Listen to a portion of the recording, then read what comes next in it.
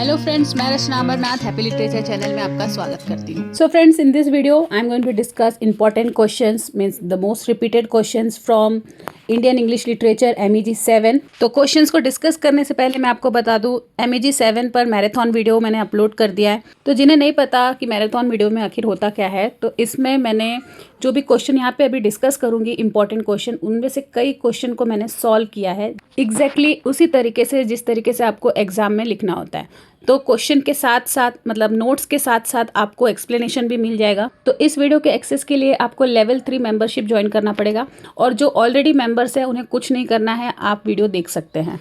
Okay, now let's start. So the first novel is untouchable by Mulkraj Anand. तो इनमें से कैसे क्वेश्चन आ सकते हैं, या तो नरेटिव टेक्निक पे आ सकता है, या प्लॉट डिस्कस करने के लिए, या structure. Then what solution does Anand offer for the eradication of untouchability in his novel. तो ये प्रैक्टिस ऑफ अनटचेबिलिटी के ऊपर है, डिस्क्रिमिनेशन के ऊपर है, इनइक्वालिटी के ऊपर ये नॉवेल है। तो मुल्कराज आनंद ने ऐसे क्या सॉल्यूशन दिए हैं ताकि ये सारी प्रैक्टिसेस जो है वो ख़त्म हो पाए। Then discuss Untouchable as a social novel और एज अ गांधीयन नॉवल और मॉडर्न नॉवल, ठीक है। Then discuss the role of Bakha in Untouchable. जो मेन कैरेक्टर है बाखा, उसके रोल के बारे में आ सकता है, या फिर उसके कैरेक्टर स्केच के बारे में। Then comment on the significance of the title untouchable. Then we have Raja Rao's Kanthapura. यहाँ पे आएगा narrative technique. Then role of Moorthy, जो मेन कैरेक्टर है उसके बारे में आ सकता है। Then role of women characters in Kanthapura. Then Kanthapura as a Gandhian novel, क्योंकि इस नॉवल में सारे गांधीज के आइडियाज़ को यूज़ किया है, satyagraha, non violence and all. Then what is the significance of Harikatha in Kanthapura. Harikatha मतलब एक सीन है जिसमें लोगों को बैठ के कथा सुना रहे, जहाँ पे गांधी को एज अ कृष्णा प्रेजेंट किया है। Then next we have clear light of day by Anita Desai. So here critically comment on the structure of clear light of day. Then discuss Bim's relationship with Tara Raja Baba. What is the significance of the title clear light of day. Comment on Desai's use of imagery in the novel. Discuss Clear Light of Day as a feminist novel. Then Midnight's Children by Salman Rushdie. Comment on Rushdi's use of magical realism in Midnight's Children. Then discuss the narrative technique in Midnight's Children. Discuss Midnight Children as a post-colonial novel. Then discuss the character of Salim Sinai and role of Salim as narrator. Then discuss the themes in Midnight's Children. Then Mahesh Dattani's Tara. What are the major themes of Tara? Discuss Dattani's treatment of gender in Tara. Discuss relationship between Tara and Chandan. उसका भाई रहता है चंदन. Then comment on the use of English language in Tara. Then Tara as a feminist or social problem play. अब यहाँ पर ना मैं एक इम्पॉर्टेंट बात करने जा रही हूँ, आप उसे एकदम ध्यान से सुनना। मैंने अभी तक के जितने भी क्वेश्चन पेपर को समझा है, नोटिस किया है, इवन जो सबसे लेटेस्ट क्वेश्चन पेपर है जून 2025 का, उसका जो पैटर्न जो देखा है मैंने, उसमें आपको ऑप्शन मिल सकता है। तो अगर आपने अभी शुरू किया है, मतलब कि आज ही पढ़ना शुरू किया है और नहीं कर पा रहे सारा, तो आप अपने रिस्क पर ये स्ट्रेटेजी को यूज़ कर सकते हैं। मैंने नोटिस किया है कि अनटचेबल और कांतापुरा ऑप्शन में आते हैं, मतलब आपको या तो अनटचेबल के आंसर को अटेम्प्ट करना है या फिर कांतापुरा है। तो दोनों में से अगर आप एक नॉवेल को भी पूरा अच्छे तरीके से, एटलीस्ट जो क्वेश्चन मैंने इसमें डिस्कस किया है उसे पूरा करेंगे, तो भी आप 20 मार्क्स के लिए प्रिपेयर्ड रहेंगे यहाँ। फिर clear light of the day और नॉन फिक्शनल प्रोज, ये दोनों आ रहा है एक साथ ऑप्शन में। देन मिडनाइट्स चिल्ड्रन और तारा। अगर आप नहीं समझे तो मैं बता रही हूँ, या तो क्वेश्चन आएगा अनटचेबल या फिर कांतापुरा, तो दोनों में से आपको किसी एक क्वेश्चन को अटेम्प्ट करना है। तो अगर आप दोनों में से कोई एक नॉवेल को प्रिपेयर कर रहे हैं अच्छे तरीके से एकदम, तो अच्छा रहेगा। फिर clear light of the day या फिर नॉन फिक्शनल प्रोज से क्वेश्चन आएगा, तो आपको इन दोनों में से सिलेक्ट करना है। फिर मिडनाइट्स चिल्ड्रन या फिर तारा, तो इन दोनों में से सिलेक्ट करना है।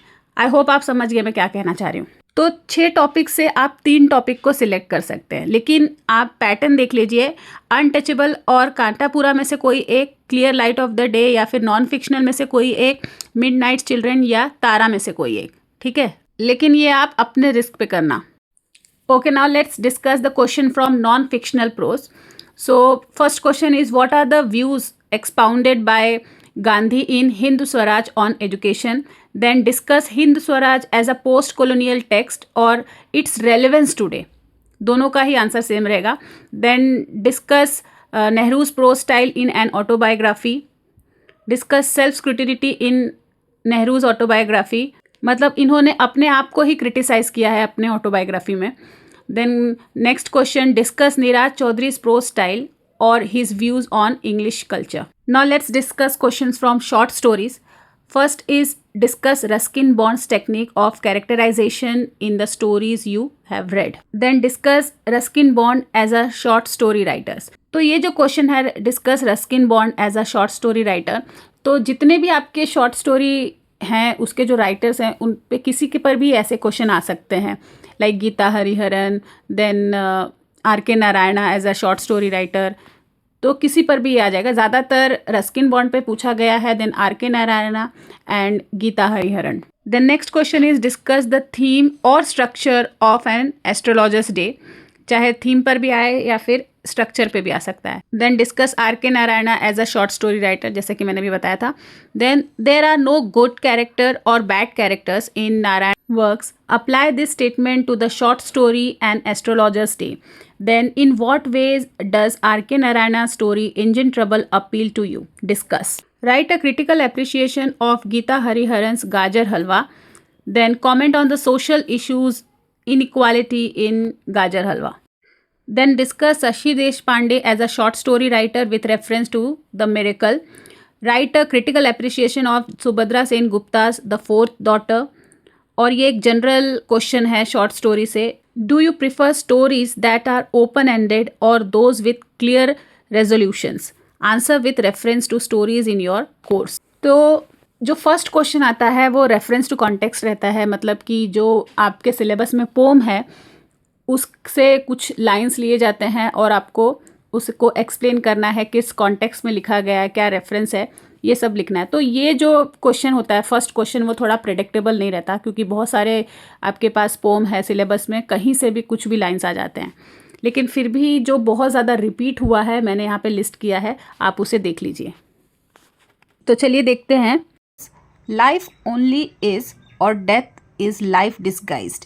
Life short death until by life we are surprised. So these lines comes at the end of the poem written by Sri Aurobindo, Life and Death.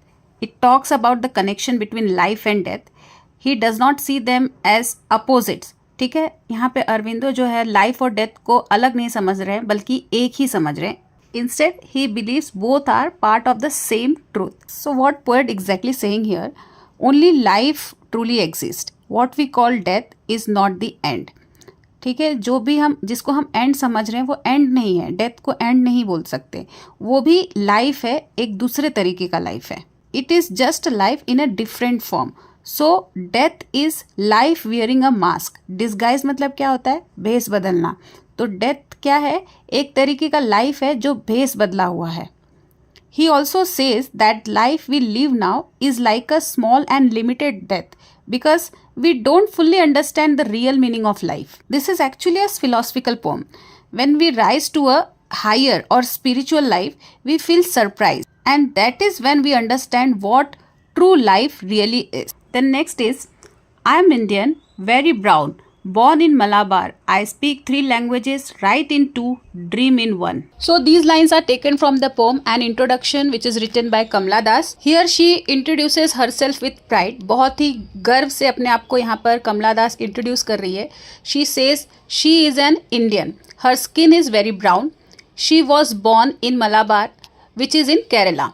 So these simple words tells us that she is very proud of herself, her identity, roots and appearance. She also talks about her connection with languages. She says, I speak 3 languages, write in 2 and dream in 1. This shows that she is a multilingual Indian woman who moves easily between different languages. But even with all these variety, there is one language that lives deep in her heart. And the one in which she dreams could be her mother tongue. तो जिसमें वो dream कर रही है, ऐसा उन्होंने कहा कि उनको 3 लैंग्वेजेस आते हैं, उनमें से 2 लैंग्वेज में ये लिख भी सकती है और लेकिन सपना जो है वो सिर्फ एक लैंग्वेज में देखती है. तो हम बेसिकली कौन से लैंग्वेज में सपना देखते हैं, जो हम जिसमें हम यूज टू होते हैं।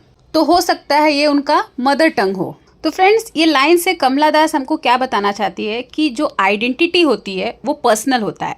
It is not defined by the society, not by the language we speak, nor by the colour of our skin. तो इनमें से कोई भी चीज़ हमारी आइडेंटिटी को डिफाइन नहीं करती है। She is proudly owning her Indianness, her voice and her choices. Now let's see the next. The trip had darkened every face, our deeds were neither great nor rare, home is where we have to earn our grace. So these lines comes at the end of the poem Enterprises, which is written by Nissim Ezekiel. This line reflects the result of the journey or pilgrimage. So if you read the poem, you must be knowing that this poem is about the journey or pilgrimage taken by a group of people, including the poet himself. So at first the journey begins with great excitement, with hopes and sense of purpose. The group wants to achieve something meaningful, much like people in the life who chase big dreams and ideals. However, as the journey continues, things start to go wrong. Poet says that the trip had darkened every face. This means that by the end of the journey, everyone looked tired, sad and disappointed. ठीक है, सब लोग क्या हो गए, एकदम परेशान और थक गए हैं. Their faces were not shining with happiness or success. Instead, they were full of pain and hopelessness. Our deeds were neither great nor rare. So here the poet admits that the group did nothing special. They thought they were doing something big and meaningful, but in the end their actions were just ordinary, nothing heroic, nothing special, nothing new. Home is where we have to gather grace. Now this is the most important line. The poet now realizes that true meaning, peace and spiritual strength do not come from difficult journeys or faraway goals. Instead, grace must be gathered at home, in our daily life, in simple living and in inner satisfaction. तो बड़ी बड़ी जगह पर travel करने से, adventure लेने से हमें ग्रेस नहीं मिलता, हमें सेटिस्फेक्शन नहीं मिलता. एक्चुअल सेटिस्फेक्शन कहाँ मिलता है? हमें हमारे घर में. हम कहीं भी चले जाएं, लेकिन एंड में हमको कैसा लगता है कि कब हम घर जाएंगे. चाहे हम बहुत ही खूबसूरत जगह पर जाएं, उसके बाद भी हमको ऐसा फील होता है कि हम घर कब जाएंगे. So the pome ends with a deep message that we often run after big dreams but forget that the real happiness may already exist within us at home. Okay, then next is, he spent his youth whoring after English gods. There is something to be said for exile. So these lines are taken from Parth Sarthi's collection of poem Rough Passage, Exile. It's a deep personal and reflective work that deals with identity, exile, cultural dislocation and the search of roots. The poet talks about his youth obsession with English culture and literature, which he later realizes was misguided. So in these lines, poet is saying that he spent his youth whoring after English gods. English god का क्या मतलब है कि जो English style होता है, English culture होता है, वेस्टर्न कल्चर, उसके पीछे पोएट ने अपने यूथ को वेस्ट कर दिया. होरिंग मतलब वर्थलेस, वेस्ट करना. तो इन्होंने अपने यूथ को वेस्ट कर दिया इंग्लिश कल्चर या इंग्लिश स्टाइल के पीछे. सो in these line Partha Sarathi talks about a time in his life when he blindly followed English cultures, literature, ignoring his own Indian roots. So the word whoring shows shame, regret. He feels guilty for giving up his native identity just to gain approval from the West. As I already explained, English God stands for Western values, language and writing styles. And these were the things he once admired too much. But later, during exile, he feels lost and disconnected, realizes that true identity comes from one's own culture and language. तो ये line क्या reflect करता है कि जो common struggle था post colonial writers का for first intimating west then discovering the value of their own heritage. मतलब ये ज़्यादातर पोस्ट कॉलोनियल राइटर्स के साथ हुआ है कि वो पहले वेस्ट को बहुत ज़्यादा एडमायर करते थे, उनके कल्चर को, उनके स्टाइल को,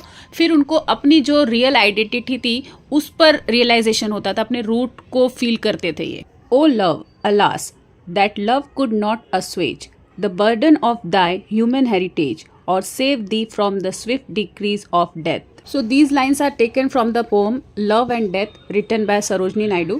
Lines appeared at the end of the poem where speaker has woken up from a dream in which her love had saved her beloved from death. In the dream, she imagined that love had the power to grant him immortality, like Savitri saved Satyavan. However, in reality, it is very different. The speaker now realizes that love, no matter how deep or strong it is powerless against faith and death. तो यहाँ पे जो speaker है पहले तो ये सोचती है कि जो लव है वो इतना डीप होता है, इतना स्ट्रांग होता है कि वो मौत को भी मात दे सकता है, लेकिन उसे बाद में रियलाइज़ होता है कि डेथ, फेथ, इसके आगे कोई भी स्ट्रांग नहीं है, कोई भी पावर नहीं है, ये होना ही है. So in these lines the speaker sadly accept that love could not reduce or remove the pain and suffering her beloved had to face. The phrase human heritage refers to the suffering, pain and mortality that all humans must go through. Even her deep love could not save him from the swift decrees of death. Means the sudden and unavoidable command of death. Decrease means command, or you can say order. The speaker expresses the sorrow that love could not protect her beloved from the reality of being human, a being destined to die. तो friends, अगर आपको ये video अच्छा लगा है, आपके लिए helpful है, तो प्लीज़ इसे लाइक करना ना भूलें. अपने फ्रेंड्स के साथ इसे शेयर करिए, कमेंट करिए, सब्सक्राइब करिए. तो मिलते हैं मेरे नेक्स्ट वीडियो में एक नए टॉपिक के साथ. तब तक के लिए आप अपना ख्याल रखिए. बाय.